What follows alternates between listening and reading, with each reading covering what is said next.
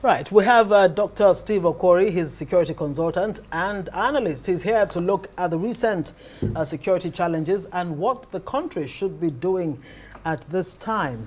Thank you very much for joining us on News Night. Good to see you in this new year. Thank you. Yeah, Happy New Year to you. Yes, thank you. Now, so, first off, I mean, the earlier stories we carried, the onslaught in Kogi, and what seems to be traction on the part of our military and the police, you know, gaining a lot of ground against bandits. But first off, what's your assessment of these growing activities in Kogi State and, you know, surrounding states? What do you think is giving rise to this? Well,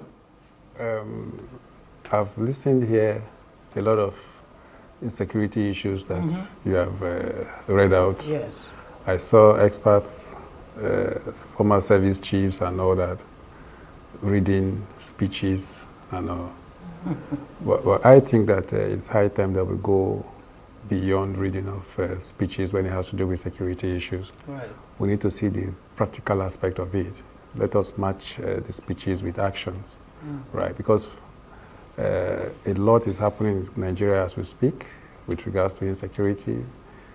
Terrorism is a global phenomenon. A lot has to do with banditry activities, kidnapping for ransom. Nigerians are kidnapped almost on a daily basis, ransom being paid and all that.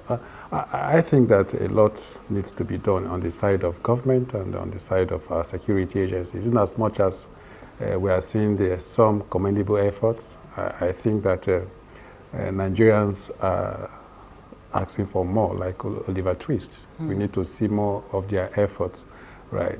The original case we just saw, citizens of this country shouldn't be living in fear, anxiety and all that. You cannot freely move from one location to another without fear of being attacked, you know.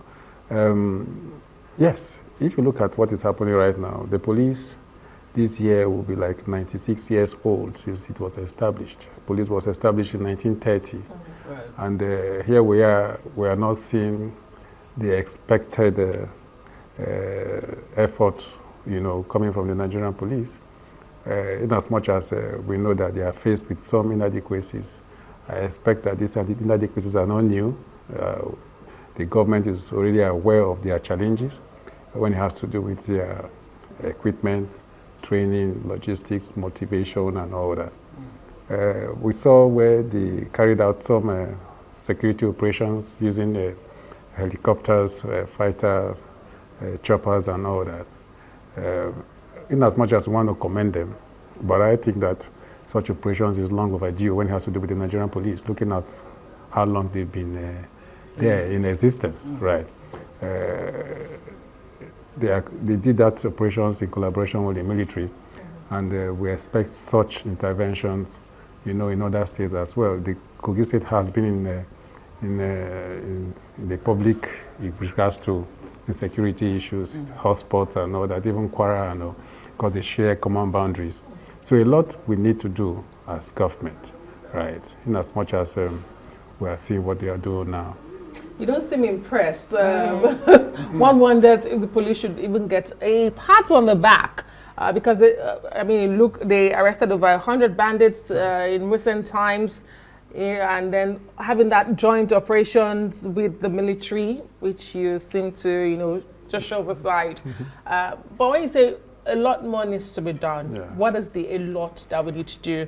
Last quarter, 2025, we saw, after the pressure from Washington, President Bola Tinubu gave some directives, including withdrawing VIP, police, additional 50,000 recruitment. We don't know where that is at the moment. Is that a lot more enough for you? Yeah. And what should a lot be, really? No, a lot more with the context of our conversation. When it has to do with internal crime, you and I know that it's the responsibility of the police. And you and I will also agree that we have allowed the military to take over the responsibility of the police when it has to do with internal crime. I don't want to say that the police are overwhelmed, but because the military has taken over the responsibility of the police for me... Did they take over or they stepped in? They took over. Okay. Yeah, because when you look at what is happening in terms of security operations, the military are all over. Nigeria, even outside the shores of this country.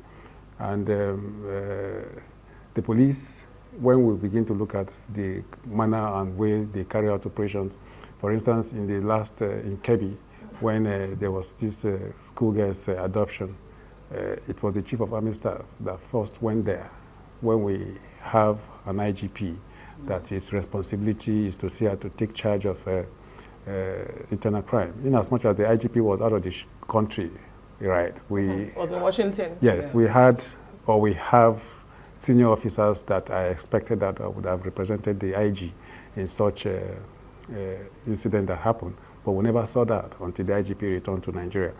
Now, that's to show you that the army or the military has taken over the responsibilities of the police. Meanwhile, they are supposed to support or complement whatever the police are doing, right? And not too long, I've not heard where we see or heard that such operations, air operations, were carried out by the police. This is, for me, like something that is new. Yeah. You know, that the police actually has an air wing. Exactly.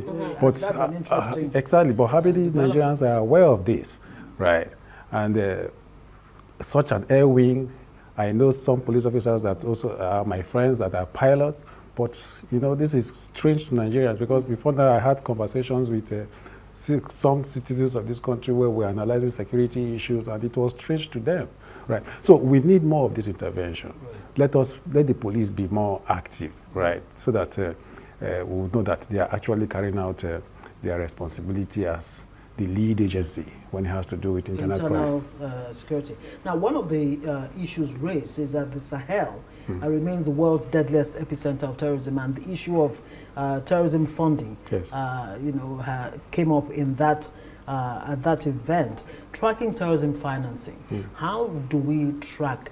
How do we take out the oxygen from terrorists and bandits?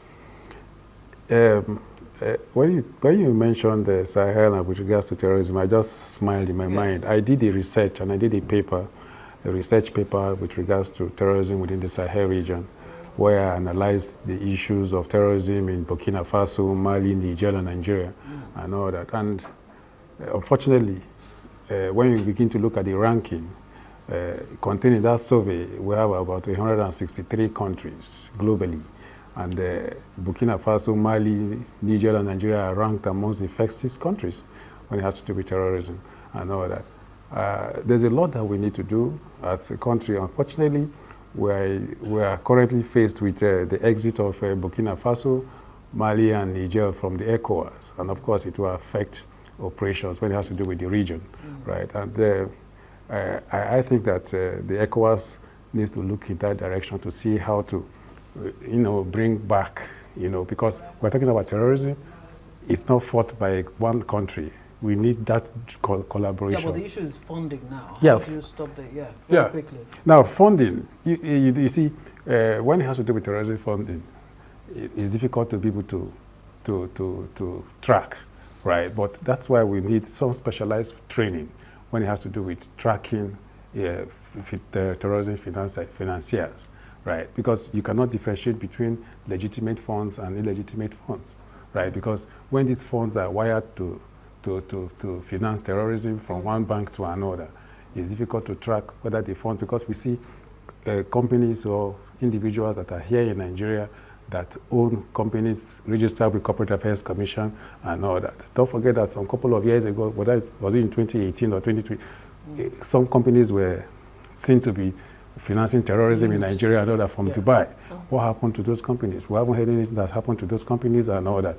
So we need to see that we track these illicit funds that finance terrorism. Beyond that, kidnapping for ransom, monies collected from Nigerians are also used to finance terrorism, right? Okay. And unfortunately, we are unable to track this kidnapping, the ransom that are paid, because these monies are collected in cash, So there's a lot that we need to do as government in the area of training and all that to be able to track all this. Bottom line, a lot needs to be done. That sums it up for you, Dr. Steve Okwori. Thank you so much, security consultant and analyst.